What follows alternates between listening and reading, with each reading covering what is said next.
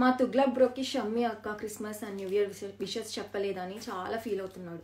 Tughlaq bro నువ్వేం feel అవ్వకు, నేను చెప్తున్నాను కదా, నవరత్నాల లాంటి అద్భుతమైన 9 గిఫ్ట్స్తో నీకు Christmas and new year wishes చెప్తున్నా. మరి గిఫ్ట్స్ ఏమేమి ఉన్నాయో చూసేద్దామా. ఫస్ట్ గిఫ్ట్ వచ్చి పులి. నువ్వు పులి పులి పులి అని పిల్లిని చూసి పులి అనుకుంటున్నావు. యాక్చువల్గా పులి అంటే ఇది తుగ్లక్ బ్రో. పులిలా ఉండడం అంటే ధైర్యంగా ఉండాలి, జనాల్లో తిరగాలి. ఇది చూసైనా నువ్వు ధైర్యంగా జనాలు తిరుగుతావని కోరుకుంటున్నా.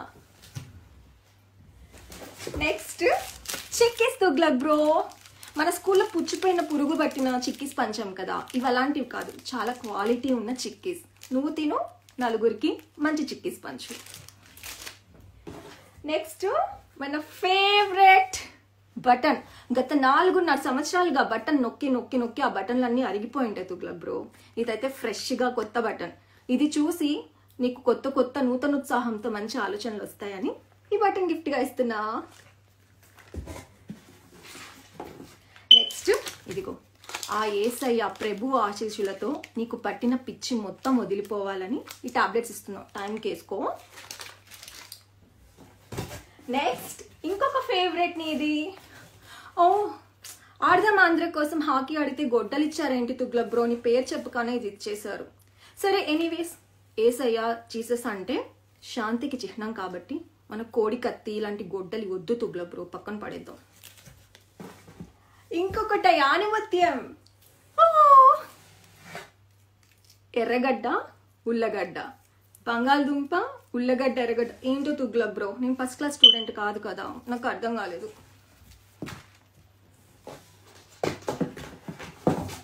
ఇంకొకటి రోడ్.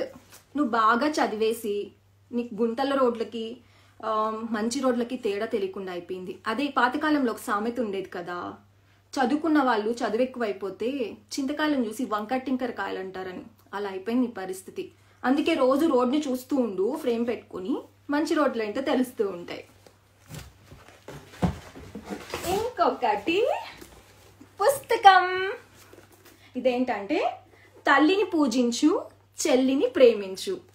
ఎలాగో ఎలక్షన్స్ తర్వాత నీ పరిస్థితి శ్రీకృష్ణ జన్మస్థానంకే కదా, అప్పుడు హ్యాపీగా తీరిగ్గా ఇట్లాంటి మంచి పుస్తకాలు చదువుకో తుగ్లక్ బ్రో.